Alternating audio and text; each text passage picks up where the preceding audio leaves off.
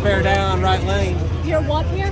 10 spare. 10. So we got 4, you got 10, we got 35. 31. Wow. That's how it's going to go. Here we go. I'm not fast. Can I borrow your wing? Sure. 31. Well, I'm going to need to, you can have my wing, but I need to punch the numbers on the keyboard. On your own? On yours. I left my laptop at the house. I got one. I'm on fuel tank. Oh, I don't know fuel tank. That's true. Good point. It wouldn't even crank by the time I got there. Really, John? Yeah. Nice. 10th pair. Nice.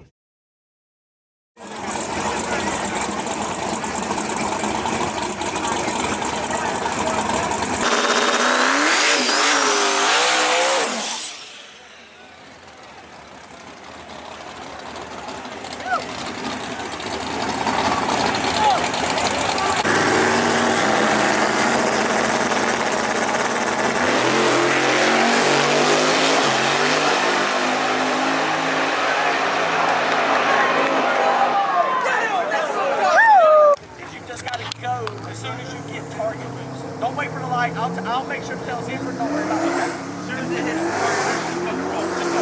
That's what it is. Good luck. Be careful. You too, buddy.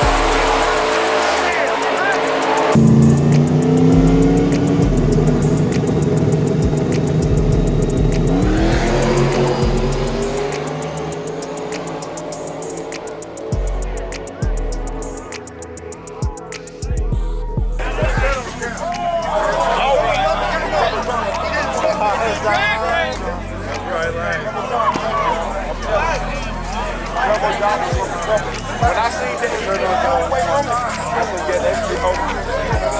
John had to get that shit.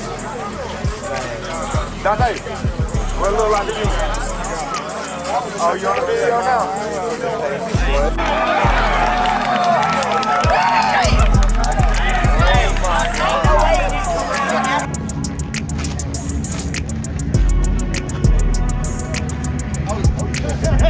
That'll tell the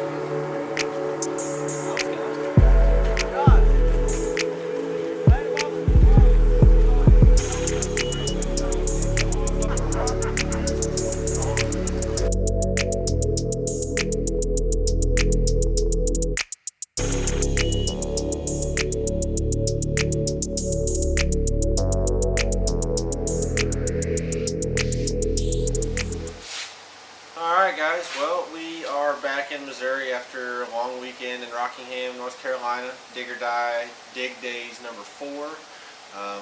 It's the hottest event of the year out there, but this year wasn't as bad as what it has been. Things went good. We had a good weekend, good outing. Car did very well. What we thought was going to be a really good first round tune-up. We drew Turbo John, who is no stranger, as you guys know, to Dig or Die. Very fast. It's good to know where we stood with that tune and knowing what we went, to have a guess of how fast he went.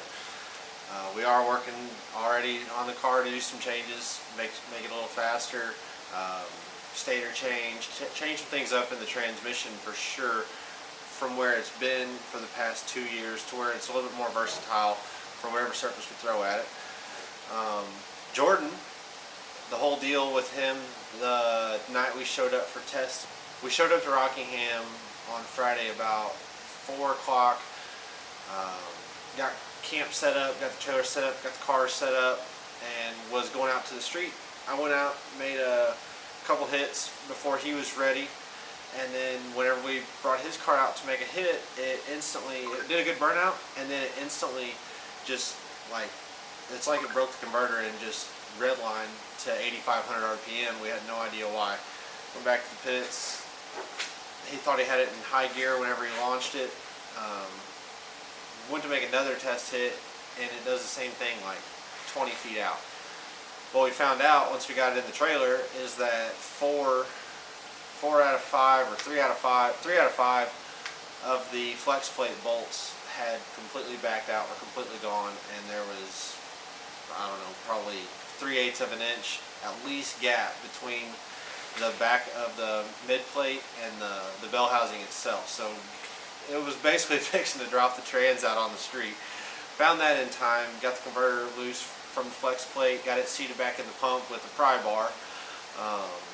We're going to probably take a look at that, see what's going on, and make sure everything's good there. But we got it seated back in. It's like 2:30 in the morning at this point. We went out and make a hit on the street, and it went really good, really fast, faster than we had been earlier.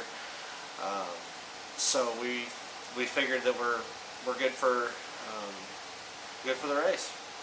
A lot of fast cars were there. It seemed like after second round, it was just, you were down to 32 very fast backside street style cars that were making it down. Everybody made the trip. You know, everybody really had their shit under control and had their shit together this weekend. You know, minimal wheelies except for Boswell for about 400 feet, but a lot of good racing, and we always love coming out to Dig or Die. We're pretty much at every one of them unless there's some reason we can't make it, but we really try to make all of them. Christmas Clash coming up in December, we'll be headed right back over there. New setup, try a couple new things, try to get a little faster as everybody's getting faster every week. So we're going to continue to work. We'll see you guys on the next one.